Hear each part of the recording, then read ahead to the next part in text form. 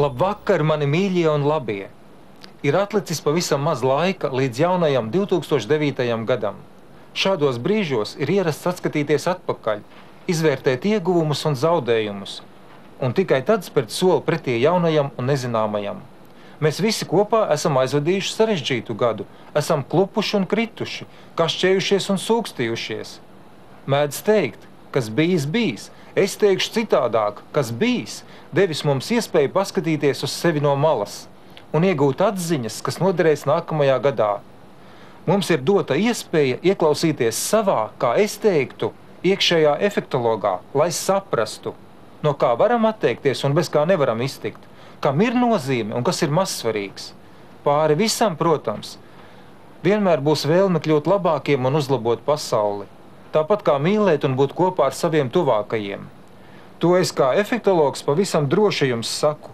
Mīlēt nozīmē būt vairāk, labāk un ilgāk, jo laimīgie laiku neskaita.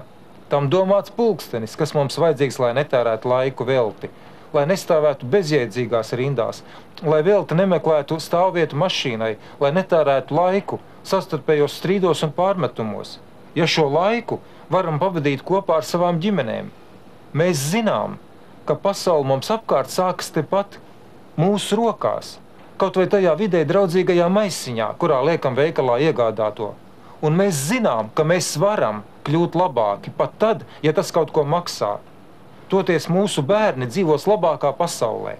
Šovakar uz brīdi noliksim malā rūpes un bailes no nākamā gada.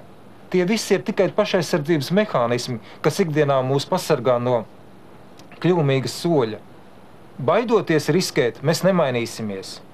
Un nemainoties, nav iespējams kļūt labākam.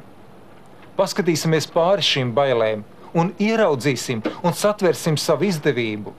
Darīsim vairāk labu darbu, domāsim vairāk labu domu, teiksim viens otram vairāk labu vārdu. Novēlu jums 2009. gadā katram pašam būt vairāk efektologam un izvērtēt, būt radošākiem un atrast jaunus ceļus. Kopā mēs to paveiksim, bet tagad teiksim viens otram laimīgu 2009. gadu.